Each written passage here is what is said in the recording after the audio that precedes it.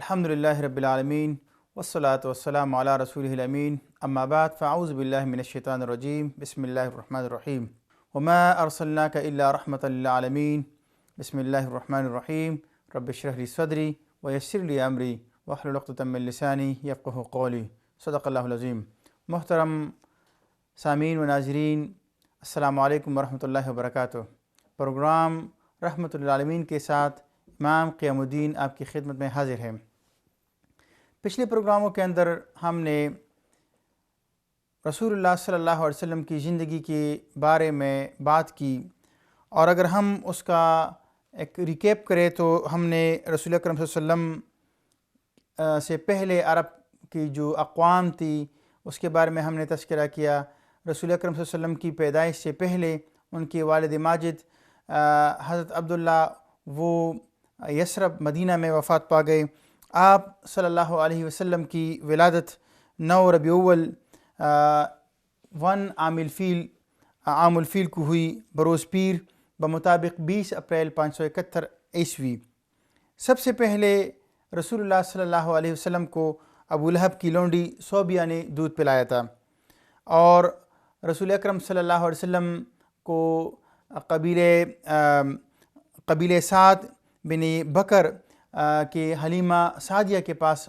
وہ آئی اور ان کو لے گئے، اور انہوں نے ان کو تقریباً 4 سال تک وہ ان کے پاس رہے اور وہاں ان کی وہ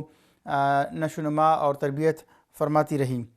واقعہ شق صدر وہ تقریباً 4 سال رسول اللہ صلی اللہ علیہ وسلم کی عمر تھی کہ وہ پیش آیا تھا،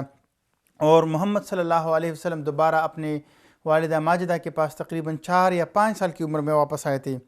6 سال کی عمر میں جب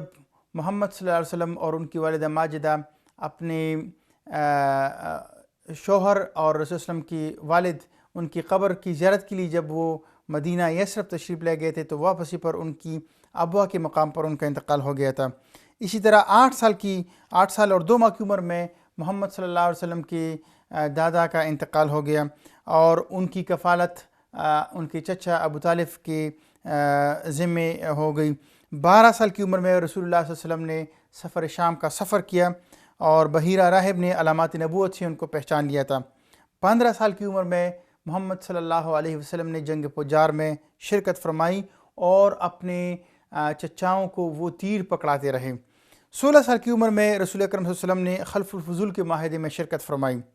24 سال کی عمر میں شام کا سفر میسرہ کے ساتھ کیا، جو حضرت خدیجہ رضی اللہ تعالیٰ عنہ کے لیے وہ سفر تھا، اور وہ مزاربت کی اصول کے اوپر تھا، اور محمد صلی اللہ علیہ وسلم کا اس کو معاوضہ اس سفر کا اور اس تجارت کا دیا گیا تھا۔ حضرت خدیجہ رضی اللہ عنہ جو عرب کی اس معاشرے کی ایک معزز اور بہت ہی اعلیٰ خاندان سے تعلق رکھتی تھی، وہ ایک بیوہ خاتون تھی۔ 20 اونٹ مہر کے عوض محمد صلی اللہ علیہ وسلم کا ان کے ساتھ نکاح ہو گیا، اور اللہ سبحانہ وتعالیٰ نے ان کی بطن سے محمد صلی اللہ علیہ وسلم کو اولاد حضرت زینب، حضرت رقیہ، ام کلثوم، فاطمہ، قاسم اور عبداللہ رضی اللہ عنہم ان کو رسول اکرم صلی اللہ علیہ وسلم کو اللہ سبحانہ وتعالیٰ نے یہ اولاد ان سے عطا فرمائی تھی رضی اللہ عنہم اجمعین۔ اور رسول اکرم صلی اللہ علیہ وسلم نے 35 سال کی عمر میں حجر اسود وہ اس کی تنصیب فرمائی تھی خانہ کعبہ کے اندر۔ 40 سال کی عمر تقریباً ان کی عمر 37 سال تھی محمد صلی اللہ علیہ وسلم کی، کہ وہ انتہائی تنہائی پسند ہو گئے تھے، اور خلوت نشینی انہوں نے اختیار کی، اور وہ آتے تھے اور غار حرا کے اندر وہ وہاں سوچ و بچار کرتے، عبادت کے اندر مصروف رہتے، اور ان کے پاس جو کچھ کھانے کی وہ ستو اور پانی وغیرہ ہوتا وہ غریبوں کے اندر تقسیم فرماتے، اور پھر وہیں وہ عبادت کے اندر اور سوچ و بچار کے اندر مصروف رہتے۔ محمد صلی اللہ علیہ وسلم معاشرے کی جو فساد تھا، معاشرے کے اندر جو بت پرستی، شرک اور بدعت کے اندھیرے تھے، اور جو انہوں نے دین ابراہیمی کے اندر بگاڑ پیدا کی تھی، اور خانہ کعبہ کے اندر وہ انہوں نے بت بنا کر رکھے تھے، اور ان کے نام کے اوپر وہ قربانی اور چڑھاوی دیا کرتے تھے، برہنہ پا وہ خانہ کعبہ کی طرف کیا کرتے تھے، اور جنگ و جدل کا ماحول تھا۔ اس معاشرے سے محمد صلی اللہ علیہ وسلم کا دل اکتا گیا تھا، اور وہ تنہائی پسند ہو گئے تھے اور غار حرا کے اندر تشریف فرما تھے۔ حضرت عائشہ صدیقہ رضی اللہ عنہ فرماتی ہے کہ نبوت سے تقریباً 6 ماہ پہلے محمد صلی اللہ علیہ وسلم کو سچے خواب آنا شروع ہو گئے تھے تسلسل کے ساتھ، اور حدیث کے اندر آتا ہے کہ یہ سچے خواب بھی نبوت کا 40واں حصہ ہے، اور جو اللہ کے نبی صلی اللہ علیہ وسلم خواب دیکھتے صبح کو وہ چیز نمودار ہو جاتی، وہ ہو جاتی۔ تو محمد صلی اللہ علیہ وسلم کی عمر 40 برس جب ہو گئی تو اللہ سبحانہ تعالیٰ کو اس کائنات کے اوپر اور اس معاشرے کے اوپر رحم آیا، اور اللہ سبحانہ تعالیٰ نے اپنے آخری پیغمبر محمد مصطفیٰ صلی اللہ علیہ وسلم کو اور اپنی آخری کتاب ان کے اوپر اللہ سبحانہ تعالیٰ نے نازل فرمائی۔ یہ رمضان المبارک کا مہینہ تھا، اور روایات کے اندر ہے کہ تقریباً 21 رمضان المبارک محمد صلی اللہ علیہ وسلم غار حرا میں تشریف فرماتے، جبرائیل امین آئے، اور وہی کی وہ صورتحال احادیث کی کتب کے اندر اور سیرت نگاروں نے سیرت کی کتابوں کے اندر بہت تفصیل کے ساتھ بیان فرمائی ہیں۔ وہ فرماتے ہیں کہ جبرائیل امین آئے اور مجھے زور کے ساتھ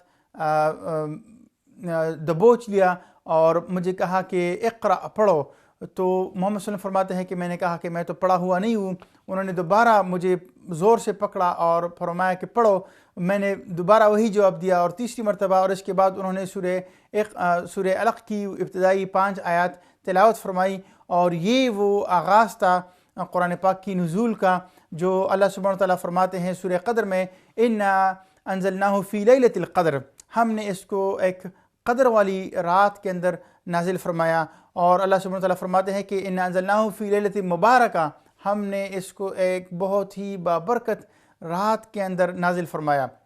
یقیناً یہ اللہ سبحانہ تعالیٰ کا انسانیت کے اوپر ایک عظیم اس کی رحمت تھی، اور اس کی محبت تھی کہ اللہ سبحانہ تعالیٰ نے انسانیت کی رہنمائی کے لیے اپنی آخری کتاب نازل فرمائی۔ اور اس کتاب کے بارے میں اللہ سبحانہ تعالیٰ فرماتے ہیں کہ نحن نزلنا الذکر وإنا لہ لحافظون، ہم نے اس کتاب کو نازل فرمایا اور ہم ہی اس کی حفاظت کرنے والے ہیں۔ اس سے پہلے جتنی کتابیں اللہ سبحانہ تعالیٰ کی طرف سے نازل کی گئی، اس کی حفاظت کا ذمہ اللہ سبحانہ تعالیٰ نے نہیں لیا تھا، اور اسی وجہ سے ان کتابوں کے اندر تحریفات ہو گئی اور لوگوں نے اس کی تعلیمات کو بدل ڈالا۔ اور اللہ سبحانہ تعالیٰ قرآن پاک کے اندر فرماتے ہیں کہ کس طریقے سے ان لوگوں نے اس کی تعلیمات کے اندر تحریف کی، یحرفون الکلم عن مواضعہ، وہ اس کلمے کو تحریف کر دیتے تھے اس کی اپنی جگہ سے، اور پھر اپنے ہاتھوں سے لکھتے تھے۔ تو قرآن نے فرمایا کہ فویل للذین یکتبون الکتاب بایدیہم، تو ہلاکت ہے، تباہی ہے اور بربادی ہے ان لوگوں کے لیے جو اپنے ہاتھوں سے لکھتے ہیں اور پھر لوگوں سے کہتے ہیں کہ ھذا من عند اللہ، اللہ کی طرف سے ہے۔ تو اللہ سبحانہ تعالیٰ نے قرآن پاک، قرآن عظیم الشان کے ساتھ یہ اللہ سبحانہ تعالیٰ کی طرف سے وعدہ ہے کہ اللہ سبحانہ تعالیٰ نے اس کی حفاظت فرمائی ہے، اور اسی وجہ سے آج ہم دیکھتے ہیں کہ پوری دنیا کے اندر کوئی ایسی کتاب نہیں ہے جو لوگوں کو ازبر حفظ ہو اور یاد ہو۔ یہ قرآن کا ایک اعجاز ہے اور قرآن کا ایک معجزہ ہے کہ یہ یاد ہو جاتا ہے اور لوگ اس کو سینوں کے اندر محفوظ کر لیتے ہیں۔ اور ہم نے دیکھا کہ تاریخ کے اندر بہت سے ایسے حکمران اور ایسے لوگ آئے ہیں کہ جنہوں نے چاہا کہ اس قرآن کو نیست و نابود کر دیں، اور اللہ سبحانہ وتعالیٰ نے ان تمام چالوں کو ناکام اور نامراد کر دیا۔ محمد صلی اللہ علیہ وسلم وہاں سے جو پہلی وحی نازل ہوئی فوراً وہاں سے نکلے اور اپنے گھر تشریف لے آئے، اور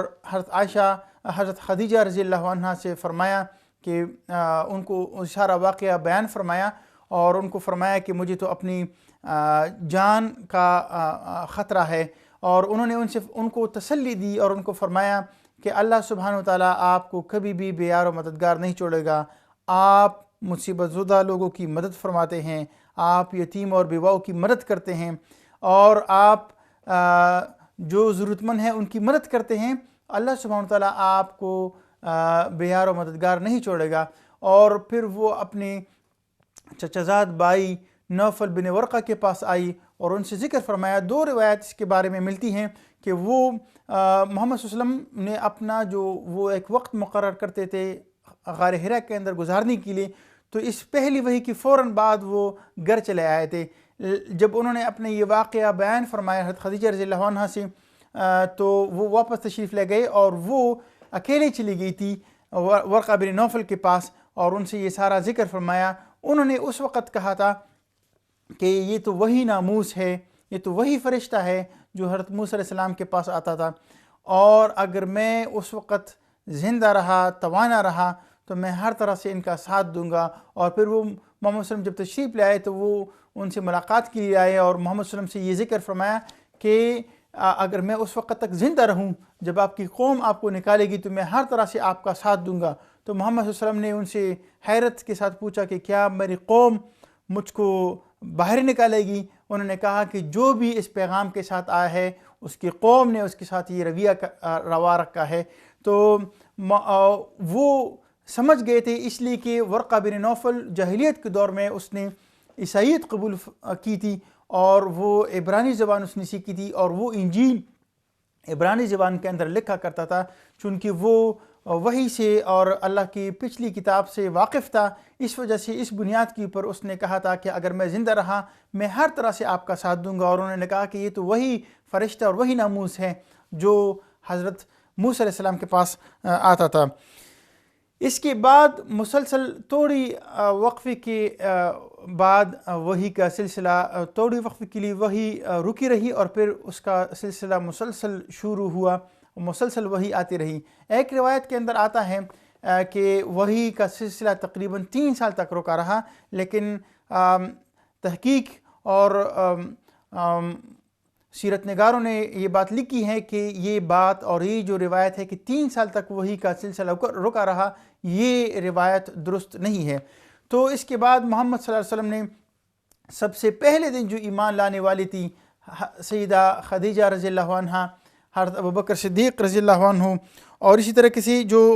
پہلے اسلام قبول کرنے والے ہیں ان میں حضرت علی رضی اللہ عنہ، حضرت زید رضی اللہ عنہ، حضرت عثمان، حضرت زبیر، حضرت سعد، حضرت طلحہ، حضرت بلال، ابو عبیدہ، حضرت ابن مسعود رضی اللہ عنہ، یہ وہ تمام پہلے لوگ تھے جو انہوں نے سب سے پہلے اسلام کو قبول فرمایا۔ اور اس کے بعد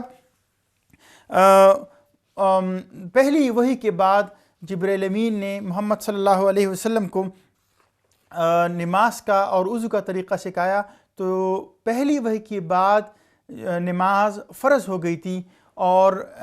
روایت کے اندر آتا ہے کہ جو پہلی جو نمازیں 2 تھی وہ فجر اور 2 نمازیں تھی، صبح اور شام کی نمازیں، کہ اللہ سبحانہ تعالیٰ نے قرآن میں فرمایا کہ آپ اللہ سبحانہ تعالیٰ کی تسبیح بیان کریں صبح و شام، تو وہ صبح و شام نماز پڑھا کرتے تھے۔ محمد صلی اللہ علیہ وسلم خود اور صحابہ کرام جو اس وقت مسلمان ہوئے تھے وہ بھی نماز صبح و شام کی نماز پڑھا کرتے تھے۔ پہلا جو دعوت کا جو مرحلہ ہے وہ تقریباً نبوت کے پہلے سال سے لے کر نبوت کی 3 نبوی تک، وہ جو پہلا دور ہم اس کو کہہ سکتے ہیں، اور سیرت نگاروں نے اور محدثین نے اس کو جو ایک درجہ دیا ہے، تو یہ پہلا ایک مرحلہ کہ محمد صلی اللہ علیہ وسلم نے ایک خفیہ مرکز قائم فرمایا، اور دار ارقم کہ وہ وہاں خفیہ طور پر آتے تھے اور محمد صلی اللہ علیہ وسلم ان کو تعلیم دیا کرتے تھے، قرآن کی تعلیم، حدیث کی تعلیم، محمد صلی اللہ علیہ وسلم کے اوپر جو وحی آتی تھی وہ ان کو سکھاتے تھے۔ اور اس 3 سال کی جدوجہد کے نتیجے میں تقریباً 40 صحابہ نے اسلام قبول فرمایا۔ یہ وہ دور تھا کہ اگر وہ محمد صلی اللہ علیہ وسلم اسی دور کے اندر اگر وہ اعلانیہ تبلیغ شروع فرماتے تو ان کے لیے مشکلات اور زیادہ بڑھ جاتی، اور شاید یہ بھی ممکن تھا کہ مسلمانوں کا بالکل صفحہ ہستی سے وہ مٹ جاتے، لیکن اللہ سبحانہ تعالیٰ کی حکمت اور محمد صلی اللہ علیہ وسلم کی مسلسل جبرائیل امین کے ذریعے سے، وحی کے ذریعے سے پیغامات اور یہ طریقے اللہ کی طرف سے ان کو بتایا جا رہا تھا، تو دار ارقم کو انہوں نے مرکز بنایا اور وہیں سے صحابہ کرام آتے تھے۔ تو 3 سال کی جدوجہد میں تقریباً 40 صحابہ نے اسلام کو قبول فرمایا۔ جو دوسرا مرحلہ ہے وہ دعوت عام کا ہے، اور وہ تقریباً 4 بعثت سے لے کر 6 بعثت تک کا ہے، کہ جس کے اندر جب محمد صلی اللہ علیہ وسلم کو فرمایا گیا کہ وانذر عشیرتک الاقربین، اور اپنے قریبی جو رشتہ دار ہے ان کو آپ ڈرائیے۔ تو محمد صلی اللہ علیہ وسلم نے سب سے پہلے اپنے خاندان کے لوگوں کو اکٹھا کیا اور تقریباً 45 لوگ نے اس میں شرکت فرمائی، اور جیسے ہی وہ آئے تو قریش مکہ کو اس کی بنک پڑ گئی تھی جو محمد صلی اللہ علیہ وسلم لوگوں کو اسلام کی دعوت دیتے تھے، اور خفیہ انہوں نے ایک دار ارقم کے اندر وہ جمع ہوتے تھے اور قرآن کی تعلیم حاصل کرتے تھے، لیکن وہ اس کے اوپر کوئی خاص انہوں نے توجہ نہیں دی، اور وہ اس کو ایک ایسا ہی سمجھ رہے تھے کہ جیسے کہ وہ ایک مذہبی آدمی ہیں اور لوگوں کو خدا کے بارے میں باتیں بتاتے ہیں، تو اس کو کوئی انہوں نے توجہ نہیں دی اور کوئی انہوں نے اس کو اپنے لیے خطرہ نہیں سمجھ لیا۔ جب پہلی مرتبہ محمد صلی اللہ علیہ وسلم کو اللہ سبحانہ وتعالیٰ کی طرف سے حکم دیا گیا کہ آپ اپنے قریبی رشتہ داروں کو ڈرائیے، وانذر عشیرتک الاقربین، تو محمد صلی اللہ علیہ وسلم نے اپنے خاندان کے لوگوں کے لیے دعوت کا اہتمام فرمایا، اور ابو لہب جو محمد صلی اللہ علیہ وسلم کے چچا تھے انہوں نے اس کی اسی کے دوران مخالفت کی اور اس کی محمد صلی اللہ علیہ وسلم کی بات کو رد کر دیا، تو اس کے جواب میں محمد صلی اللہ علیہ وسلم نے خاموشی اختیار کی اور کوئی آگے ان کی بات نہیں بڑھی۔ پھر محمد صلی اللہ علیہ وسلم نے دوسری مرتبہ اپنے رشتہ داروں کے لیے کھانے کا اور دعوت کا اہتمام فرمایا، اور جب وہ اکٹھے ہوئے تو محمد صلی اللہ علیہ وسلم نے سب سے پہلے اللہ سبحانہ وتعالیٰ کی حمد و ثنا فرمائی، اور پھر ان کے سامنے دعوت پیش کی اور اللہ سبحانہ وتعالیٰ کی توحید اور کبریائی بیان فرمائی اور ان کو اسلام کی دعوت فرمائی۔ اس وقت بھی ابو لہب کی مخالفت اس نے مخالفت کرنا شروع کر دی۔ پھر اس کے بعد محمد صلی اللہ علیہ وسلم کوہ صفا پر چڑھے، اور اس سے ہمیں اندازہ لگا سکتے ہیں کہ ایک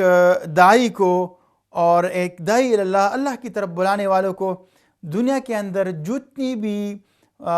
ممکن اور مثبت ذرائع ہیں اس کو استعمال کرنا چاہیے۔ دیکھیں کوہ صفا ایک بلند چوٹی تھی، اور یہ ایک گویا کہ اس وقت کی سب سے بڑی یوں سمجھ لے کہ ایک میڈیا تھی۔ محمد صلی اللہ علیہ وسلم نے اس جگہ پر چڑھ کر لوگوں کو بلانا شروع کر دیا اور فرمایا کہ ہائے یا صباحا، اے ہائے صبح، اور لوگوں کو مطلب ہے کہ یہ ایک خطرے کی ایک آواز تھی، اور محمد صلی اللہ علیہ وسلم نے قریش کے مختلف قبیلوں کو نام لے کر پکارا، یہاں تک کہ سب لوگ آئے، جو نہیں آ سکتے تھے انہوں نے اپنا نمائندہ بھیجا۔ ابو لہب بھی اس کے اندر آیا، اور سب جب لوگ جمع ہو گئے تو محمد صلی اللہ علیہ وسلم نے ان سے فرمایا کہ اگر میں آپ سے کہوں کہ اس گھاٹی اور اس پہاڑی کے پیچھے ایک انتہائی دشمن آپ پر حملہ آور ہونے والے ہیں تو آپ کیا کہیں گے؟ تو سب نے ایک جواب ہو کر کہا کہ ہم آپ کو امین اور صادق جانتے ہیں اور ہم آپ کی بات کیا یقین کریں گے۔ تو محمد صلی اللہ علیہ وسلم نے ان سے فرمایا کہ اللہ سبحانہ، انہوں نے اسلام کی دعوت ان کے سامنے پیش کی اور فرمایا کہ ایک زبردست دن، قیامت کا دن آنے والا ہے، اور ہم سب نے مرنا ہے اور دوبارہ اٹھنا ہے۔ اور محمد صلی اللہ علیہ وسلم نے اسلام کی دعوت ان کے سامنے پیش کی۔ اس وقت ابو لہب نے آپ صلی اللہ علیہ وسلم کی دعوت کو مسترد کر دیا اور برا بلا کہنا شروع کر دیا، اور اس طریقے سے محمد صلی اللہ علیہ وسلم نے اس وقت میں مطلب ہے کہ جو ٹاپ میڈیا تھی کوہ صفا پر چڑھ کر لوگوں تک وہ دعوت وہ پہنچائی اور کل عام یہ پیغام پھیلانا شروع کر دیا۔ اور اس کے بعد محمد صلی اللہ علیہ وسلم قریش مکہ اور مختلف بازاروں اور ان کے مجمعوں کے اندر تشریف لے جایا کرتے تھے اور وہاں اسلام کی دعوت دیا کرتے تھے۔ اس دوران انہوں نے اس کو اپنے قریش مکہ نے اپنے لیے اس کو خطرہ سمجھنا شروع کر دیا، اس لیے کہ انہوں نے جب یہ دیکھا کہ مسلسل لوگ محمد صلی اللہ علیہ وسلم کی دعوت کے اوپر ایمان لا رہے ہیں تو انہوں نے اس کو اپنے لیے خطرہ سمجھ لیا اور وہ اس کے بارے میں سوچ و بچار کرنے لگے، یہاں تک کہ حج کا موسم آنے والا تھا، اور حج کا جب موسم آنے والا تھا تو دور دراز سے مختلف عرب قبائل وہ حج کرنے کے لیے خانہ کعبہ تشریف لاتے تھے۔ تو انہوں نے سوچنا شروع کر دیا کہ اگر محمد صلی اللہ علیہ وسلم حج کے موقع پر اسی طریقے سے حج کے اجتماعات اور کیمپوں کے اوپر لوگوں کے پاس جائیں اور یہ دعوت دیں گے تو باہر کے لوگ بھی اس کی دعوت کو قبول کرنا شروع کر دیں گے۔ تو انہوں نے حجاج کو روکنے کے لیے ایک مجلس شورا کا انعقاد کیا اور وہ سب اس کے اندر اکٹھے ہو گئے۔ قریش کے جو سرکردہ لوگ تھے وہ ولید بن مغیرہ کے پاس آئے اور ان سے پوچھا کہ ہم کیا کریں، اس کے لیے ہم کیا کر سکتے ہیں۔ انہوں نے کہا کہ آپ ہمیں مجھے جواب دیں، آپ کیا کریں گے؟ انہوں نے کہا کہ ہم لوگوں کو کہیں گے کہ محمد صلی اللہ علیہ وسلم شاعر ہے، تو اس طریقے سے ہم لوگوں کو ان کی دعوت سے روکنے کی کوشش کریں گے۔ اس نے کہا کہ بخدا ہم نے شاعروں کو دیکھا ہے، ہم شاعروں کو جانتے ہیں، اور شعر ہم خود بھی پڑھتے ہیں اور سنتے ہیں، وہ جو کلام پیش کرتے ہیں وہ شعر نہیں ہے۔ تو پھر انہوں نے کہا کہ پھر ہم لوگوں کو کہیں گے کہ وہ پاگل ہے، نعوذ باللہ۔ تو انہوں نے کہا کہ بخدا ہم نے پاگلوں کو بھی دیکھا ہے، ان کی الٹی سیدھی حرکتیں اور ان کی جو باتیں اور جو ان کا طور طریقہ ہوتا ہے، محمد صلی اللہ علیہ وسلم ایسے نہیں ہے، وہ تو بہت ہی پرانگیز شخصیت ہے، ان کی باتیں اسے بالکل میل جول نہیں کہتی، تو لوگ آپ کی بات کو مسترد کر دیں گے۔ جب وہ محمد صلی اللہ علیہ وسلم کی بات کو سنیں گے اور آپ کی بات کو سنیں گے تو لوگ آپ کی بات کو مسترد کریں گے۔ پھر انہوں نے کہا کہ ہم لوگوں سے کہیں گے کہ محمد صلی اللہ علیہ وسلم نعوذ باللہ جادوگر ہے۔ انہوں نے کہا کہ بخدا، ولید بن مغیرہ نے کہا کہ بخدا ہم نے جادوگروں کو بھی دیکھا ہے، ان کے کرتب بھی دیکھے ہیں، اور محمد صلی اللہ علیہ وسلم جو کلام پیش کرتے ہیں وہ جادوگری نہیں ہے۔ تو پھر انہوں نے کہا کہ آپ بتائیں، ہم لوگوں کو کیا بتائیں گے؟ تو انہوں نے کہا میں سوچ کر آپ کو بتاتا ہوں۔ پھر وہ اپنی پیشانی پکڑ کر بیٹھ گیا، اور پھر اس نے کہا کہ آپ لوگوں کو بتائیں کہ اس کے پاس ایک کلام ہے، اور اس کو کلام کو سنتے ہی بہت ہی سحر انگیز کلام ہے اس کے پاس، اور جو بھی اس کلام کو سنتا ہے تو ان کی خاندان کے اندر پھوٹ آ جاتا ہے۔ یہ کلام بھائی کو بھائی سے جدا کر دیتا ہے، باپ کو بیٹے سے جدا کر دیتا ہے، بیوی کو خاوند سے جدا کر دیتا ہے۔ تو یہ ایسا سحر انگیز کلام اس کے پاس ہے۔ تو اس طریقے سے وہ کہتے ہیں کہ سب نے اس بات کے اوپر اتفاق کیا، اور جب حج کا اجتماع شروع ہو گیا تو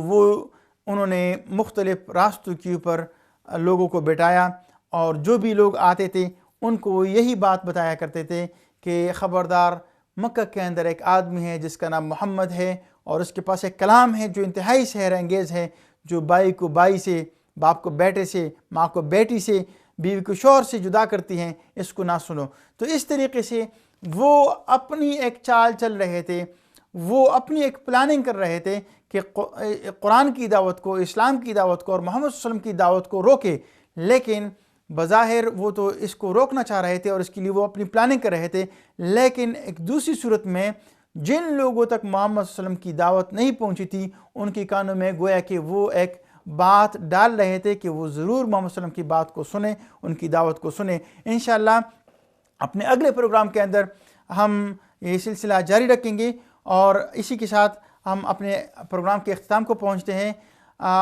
اللہ سبحانہ وتعالیٰ سے دعا ہے کہ ہم محمد صلی اللہ علیہ وسلم کی زندگی کو فالو کریں، اس کے اوپر عمل پیرا ہو، تو انشاءاللہ ہماری دنیا اور آخرت کی زندگی کامیابی اور کامرانی سے انشاءاللہ ہم کنار ہوگی۔ وآخر دعوانا ان الحمدللہ رب العالمین۔